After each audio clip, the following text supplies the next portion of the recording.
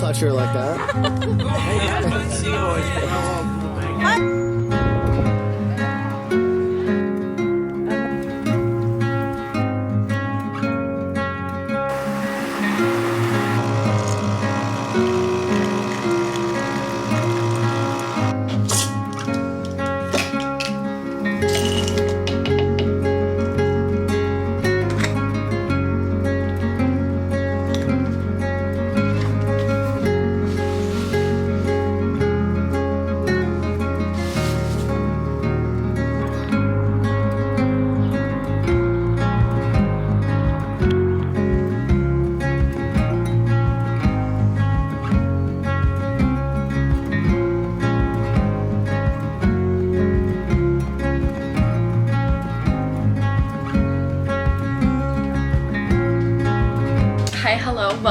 Welcome back to my channel. I hope you are having a great day.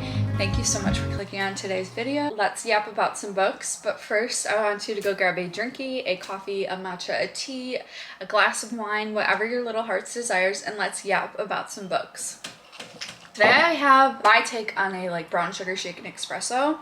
I made a maple vanilla sea salt shaken espresso. She's delicious. A little afternoon pick-me-up if I don't say. It is currently Tuesday, May 6th, and it is release day of One Golden Summer by Carley Fortune, and also release day of Silver Elite by Dani Francis. And I'm kind of really in a fantasy mood, and I've seen early reviews of this and it looks really good. So that potentially might be also being picked up today. I already ran to Barnes and I've already read the prologue in the first chapter, and I am so excited for a cutesy little summer read. I cannot wait to read Charlie's story. Seriously, I can't. So we are first book in the reading vlog. Without further ado, let's go read and yap about some books, guys. Cheers. Peace, baby.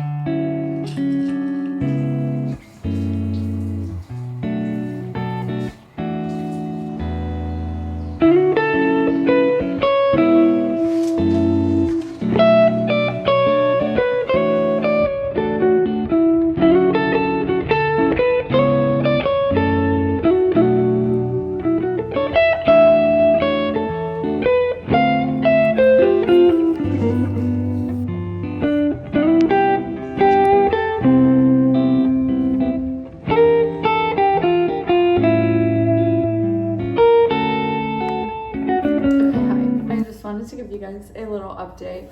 Also, someone is literally mowing their lawn right outside, so love that. But I have actually been devouring this. I'm not joking, devouring it. I'm on chapter 18 right now, around 130 pages into it, and I can't get enough. I am kicking, giggling my feet, laughing hysterically, turning as red as a tomato like Alice, because of this storyline. I've said this before and I'll say it again. I do wish it was dual POV. I feel like we would get more to the story if it was dual POV. And in this, Charlie is such a playboy. The stuff that comes out of his mouth is just, I'm giggling. I'm seated. So I cannot wait to read more of this and binge more of it. I've already binged, like I said, 130 pages of it. So I wanted to tell you guys that, and I also wanted to tell you, today is Thursday, but this is not in regards to the timeline of this video. I'm not doing it by days, but I started this on Tuesday and I read 90 pages of it. And then on Wednesday, I wanted to read an audiobook during my lunch break and not read this, because I know if I read more of this on my lunch break that I was not gonna want to go back to work. So I started The Tenant by Frida McFadden, and I was hooked. I finished it in 3 sittings. I listened to at least 30% of it while I was at lunch, just doing a bunch of chores around the house, cleaning, eating my lunch. Trigger warning, don't eat while you listen to it or you read it, because there's some little gross parts in it, but I was going to include that in this vlog.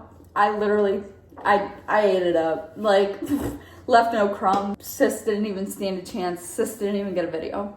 So I just wanted to let you guys know that I did read that all day yesterday, so I did not pick this up, and that was good. Since I read it so fast, I'm gonna give it like, I'm between like a 4.25 to a 4.5. I think the beginning of it was kind of slow, and like what we were learning about, what we were getting at, I was kind of like, not the biggest fan. But once I got into like, it's split up into 3 parts. Like once you got towards the end of part 1, I was like, oh my gosh, I can't put this down. I could not stop thinking about it when I was back at work in the afternoon. I literally went home and I turned on the audiobook while I was cooking dinner and like cleaning the house, and I was just like, oh my gosh. And then Peyton got home and he was like, let's go for a walk. And I'm like, I need to finish this book.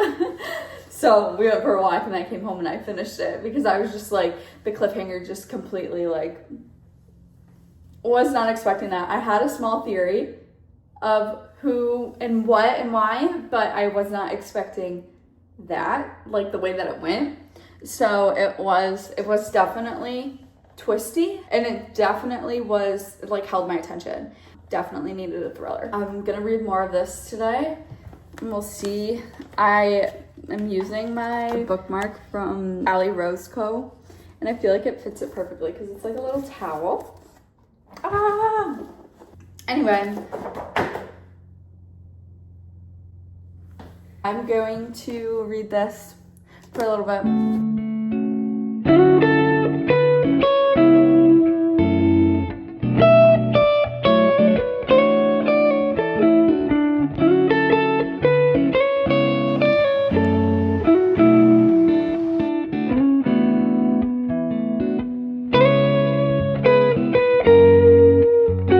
So I'm sitting outside and we're gonna yap about One Golden Summer because I have officially finished it. I've got an iced coffee with me and my notes app with some of my thoughts.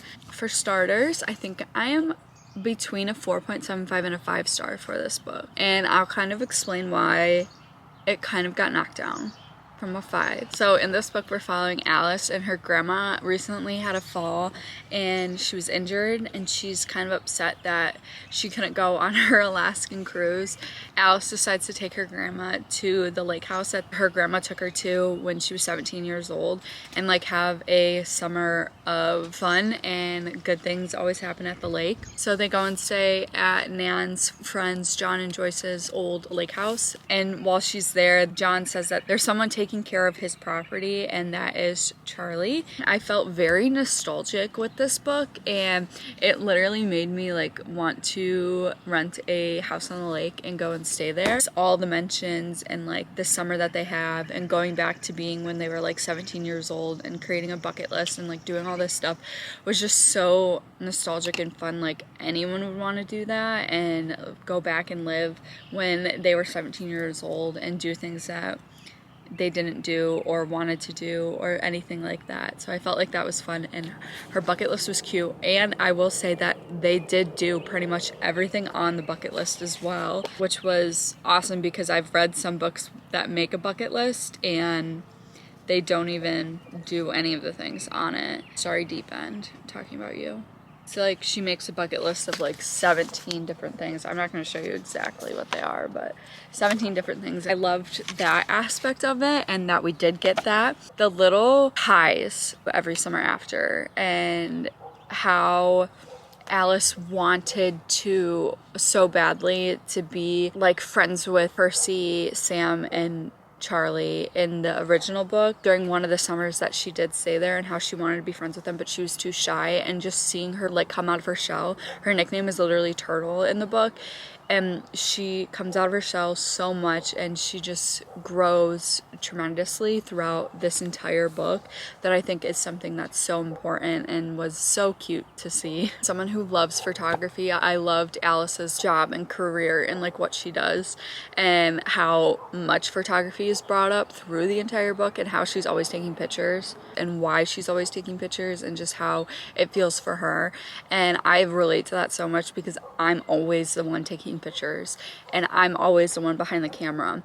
So I love that, and I'm like I'm always the one capturing the memories. I'm never like in them sometimes, and so I related a lot to Alice in that aspect of her life. I will say I was completely shocked with the end, but I had a feeling the way that it was potentially going to go. So the last 15%, I was like, I had a feeling from the start, but I binged like 100 pages in one sitting because I loved it so much. Then I got to these 3 chapters that were like back to back to back, and I was kind of like, I don't know where we're going with this story, and I kind of don't like these chapters, and that low-key brought it down from a 5-star for me.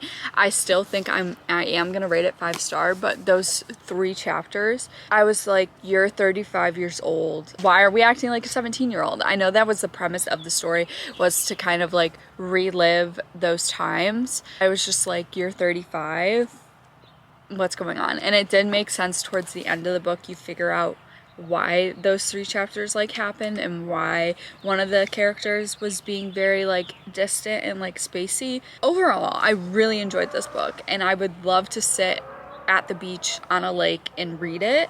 Physically, it was just adorable. It was so nostalgic. It was so fun, so atmospheric. I think that it was such a fun read, and it was exactly what I needed right now. It was very quick, couldn't put it down. I wanted to figure out what was happening, and Charlie, I don't even have like any words for his character and how much I was giggling and kicking my feet over this man. Like, oh my gosh. I literally, like, one night Peyton was like, what are you reading? Because you can't stop laughing. I loved him, and I loved his witty banter and how the way he flirted and like all that stuff. Women written by men. That's all I have to say. Thoroughly enjoy this book, and I can't wait to read more by Carley Fortune. I do think she is an autobiographer for me. I have read every single one of her books, and it all started for me with Every Summer After. You're looking for like just a fun summer romance, like this is it. Highly recommend. Won't stop thinking about Charlie.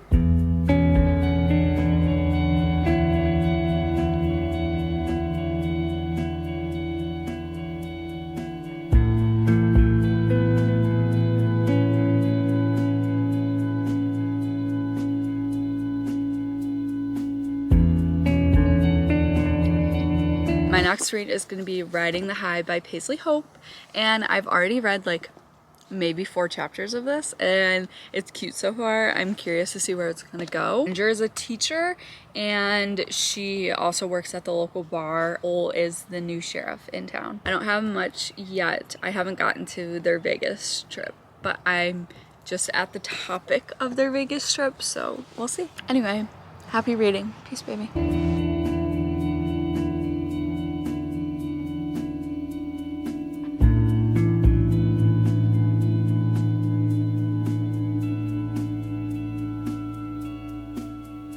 I'm about 150 pages into Riding the High, and I'm enjoying this. I think it's fun. I don't necessarily know if it's like my favorite thing I've ever read before. If you haven't heard of Paisley Hope or haven't read Paisley Hope, she has this series called Silver Pines, and it's essentially like cowboy romance, but a little bit different, very spicy. Love Elsie Silver. You would like Paisley Hope because her books are like a little bit more spicier, like turn up the heat, turn up the volume in the club. They happen to go to Vegas on Cece's joint bachelor and bachelorette party with her to-be husband, and they accidentally get married. Since he's the new sheriff in town, he like has this very high like expectations to hold in the town, so he's like, I can't get this annulled, can't get a divorce with you, people will find out, people will know, and people are also gonna figure out that we're married, so we kind of need to keep it like under wrap. He suggests that she move in with them, make some extra money during the summer. He nanny his daughter, and he's a single dad. So that's where I'm at right now. They've just been playing around, like getting the gist of the story, fully understanding it. It's a little slow for me so far, but I am enjoying it. I will keep you updated.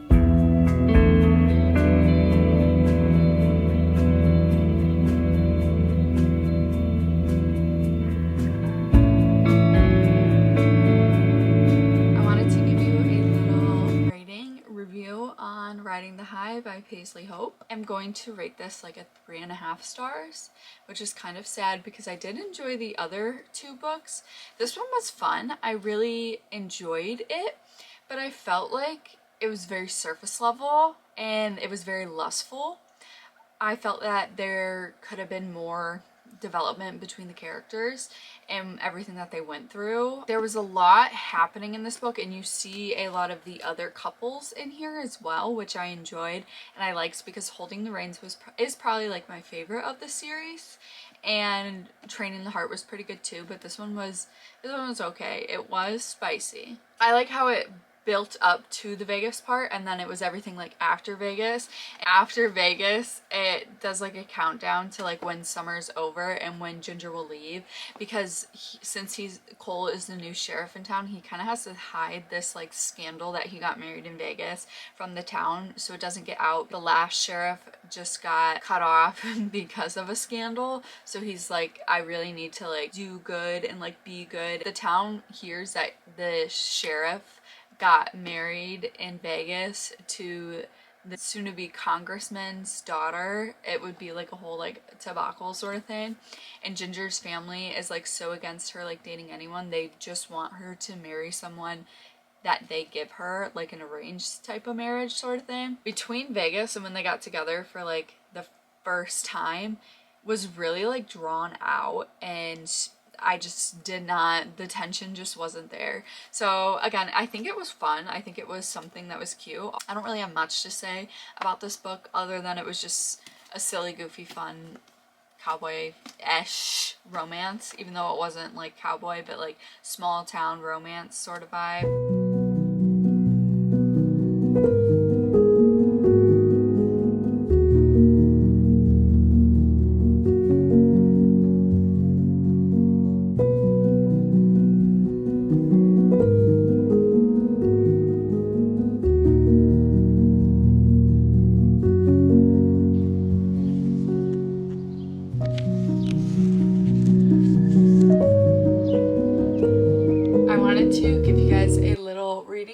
Started Silvery Elites by Dani Francis. Only 50 pages in, and I'm kind of a little confused with the power system. I'm not 100% sure. It's like telekinesis. There are some people that are modified and there's some people that are not. It is very fast paced. The chapters are like extremely long.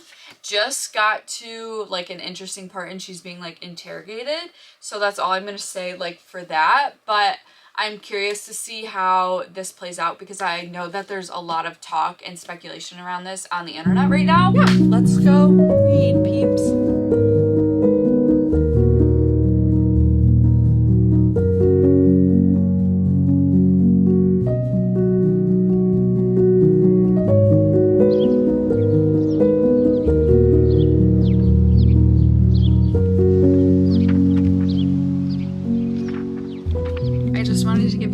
Smidge update on Silver Elite because I have been cruising through this one, maybe 75% into it. I'm on chapter 40 right now. I feel like I have not given you guys like a synopsis of this, but this is very dystopian, very North Wing coded, plus like a little bit of Crescent City and Divergent. It's about Ren, who is this modified individual, and in her world modified individuals are hunted and killed and they're not supposed to live, and the modified individuals have the power to read minds. Essentially has like multiple abilities that she can do, so not only can she read minds but she can also control people. So like she's extremely rare, and all the people's veins in this book turn silver when they use their powers. Well, Ren is lucky enough that her veins don't turn color. I don't know why exactly. She kills a white coyote with a killer shot, and it draws the eyes of like the military, and they come and they take her uncle, and he is sent to be executed. Since she claims that she does not know that her uncle was modified and a deserter, that she's going to be sentenced to either a slave camp or join the military, potentially become a silver elite or like a military general. I like the aspect of it and the way that it's taking, and like how she's becoming like low-key like a double agent, but like also like the little bit of like romance that we're getting in it too. So like I'm really enjoying that, and I'm excited to see where it goes. The side characters do really play a role in this, and I love how witty Kane is and how compassionate Liddy is as well. Those are two of like her closest companions in the military camp.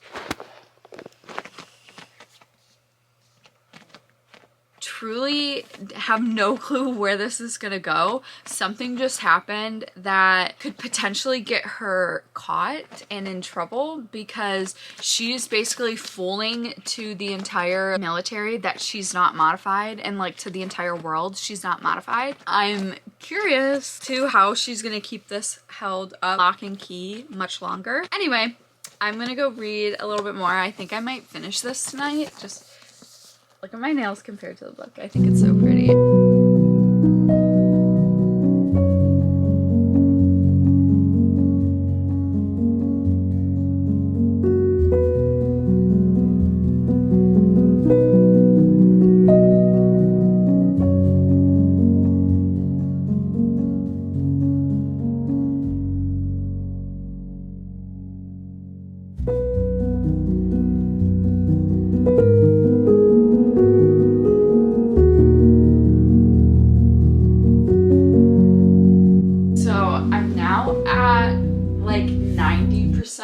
Of silver elites. Said that I had a feeling about something.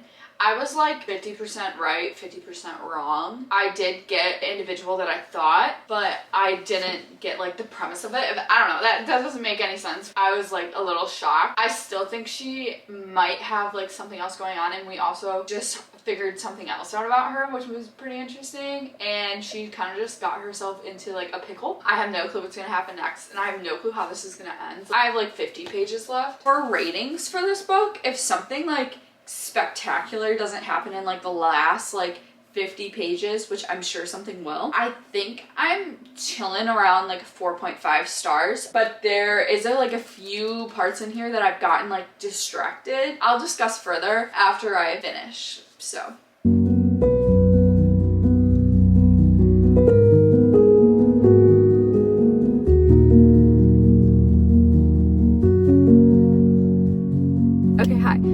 to give you guys a review of Silver Elites because I realized I have not done that yet, and I think I'm gonna give it 4 stars. I really enjoyed this book, but there was just a few things that happened that just I was like I don't know, and that ultimately knocked my rating down a bit. I will say that I really enjoyed the plot and like the setting of it and the idea and thought of it. Like it really gave Crescent City in my mind, with the dystopianness and the guns, and just like they had these comms and all that stuff, and I loved that because if you know me, you know Crescent City is like my favorite book. I also loved Ren's character till like halfway through the book when she started doing stuff and like going against how she was raised and what her uncle had like taught her in life. Felt like she was too quick to resolve like some of her feelings and like things, specifically like this blood mark that she had and what she did to it and everything like that. I don't know, that kind of like pissed me off. And Cross, on the other hand, I loved his character, and I loved the idea of like, oh, like he's the head of the whatever, like I can't tell you that part. His character in general, I feel like he had so much potential, but I felt like he was very like, I don't know the right word, but like MIA from like himself, his emotions, his feelings, and like everything. I know he had like a lot going on, very distant, like he was just a character, he was just a person. I loved the side characters so much. Oh god, I don't remember his name. The guy, Kane.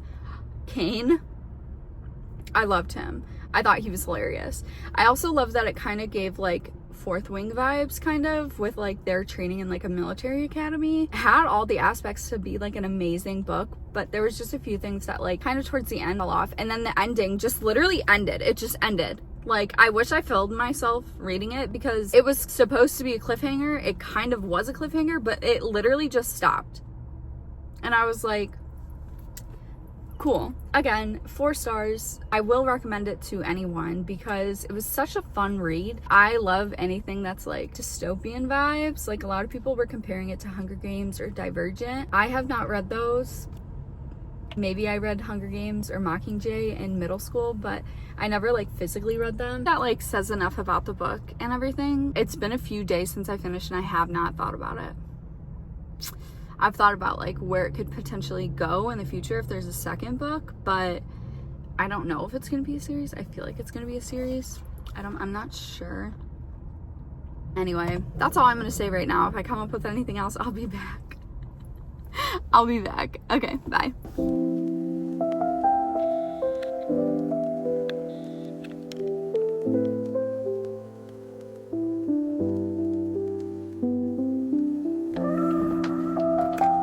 Fit check because I am on my way to go pick up Left of Forever and a few other books like Night and the Moth and Tulip Sparrow.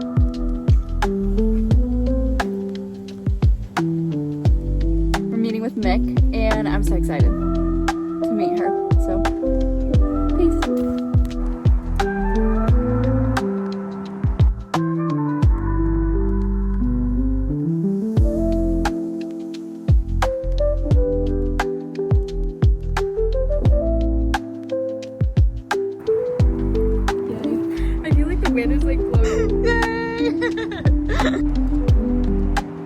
Okay, so I just went to Barnes and I picked up the most beautiful book I have ever seen.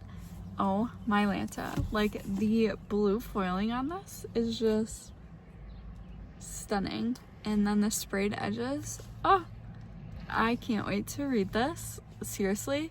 They did not have Left of Forever, which is so sad, and neither does my Target. So now I'm about to have to Amazon it, which sucks. And I don't think any of the local bookstores around me have it either. So we also went to Second and Charles, and they didn't have it. So I'm just like, why does nowhere have it? So Amazon's my last resort. I am going to check again on my local bookstore's website to see if they have it or if they can ship it or anything. I'm going to go do this. Peace.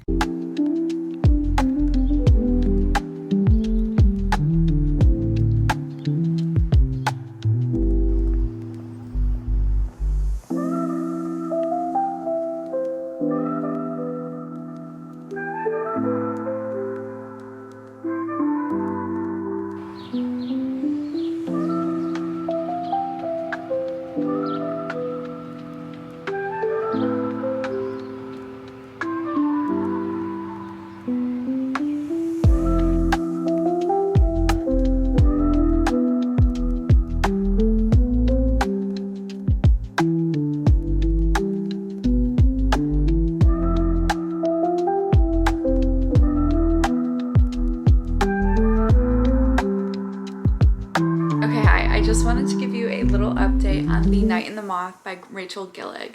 So I'm probably about like 25% into this already, and I was gonna update you guys when I first started it, but I was low-key so lost. I was confused on how to explain it to you guys because it's interesting how this world is going and what is happening in this book. So unique and like nothing I have ever read before. Best way I can describe it is if you've read Crescent City, specifically the second one and the third one, Bryce and her like group entourage go to this place called the Mystics, and the Mystic essentially has like these people submerged in water connected to like tubes, and he asks them questions about like the future. There's supposed to be these like tell-alls essentially, and if you read Crescent City you would know, and that's kind of like the vibe that I'm getting from the abbess and the 6 diviners,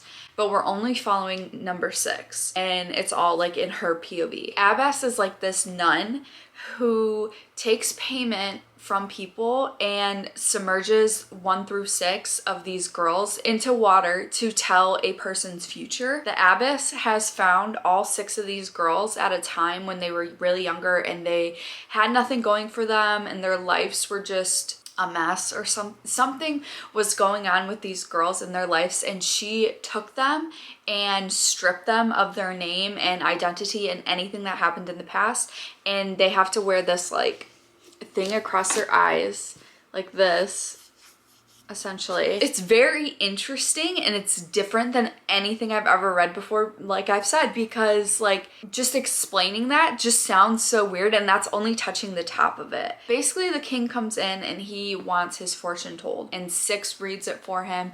All of her other diviners, her sisters, go off and they're like sleeping with the knights and like doing all this stuff with them, and then they decide that they want to go and explore the town, and the knights have agreed to help them because she essentially is blackmailing them with something. The knights take them into town and they have this party. One of the knights loses a bet and 6 has to dream for him in the springs and tell his fortune, and after she does that, all of her sisters start to disappear, and that's kind of where I'm at like right now. It's hard to like explain what is happening in the story without giving some spoilers, essentially. Besides it me saying like it's kind of giving like the mystics from Crescent City, I cannot like give any book to relate this to or like relate this off of. Truly is like my first time ever reading something like this. I'm gonna go read for a little bit.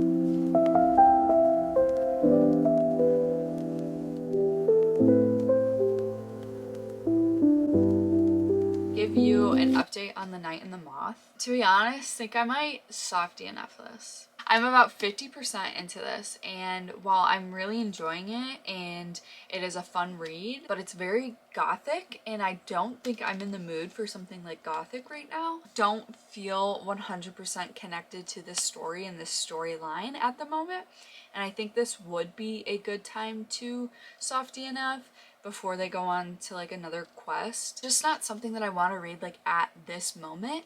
I think I want to pick up something like summery, something like beachy, like I'm thinking like a Ellen Hildebrand book. Maybe I'm just in a bookish slump sort of thing because nothing is like calling my name. Like I know I'm going to come back to this book in September or October when it's peak like cozy season. I want to thank you guys so much for being here today. Thank you so much for clicking on today's video. Thank you so much for watching to the end and listening to my thoughts on all these books that I read. Just to recap, we read One Golden Summer by Carley Fortune, Silver Elite by Dani Francis, Training the Heart by Paisley Hope, and soft DNF 50% of The Knight and the Moth by Rachel Gillig. If you enjoyed this, if you want, you can click on my page and there's an April new releases vlog that I filmed for you guys. Hopefully I will make something here soon as well. I don't know what I'm going to be filming next, but thank you so much for being here. I hope you have a great day. I hope you have a great week. I hope you have a great morning, night, evening, whatever time of day it is for you. And I will catch you in the next one. Peace, baby.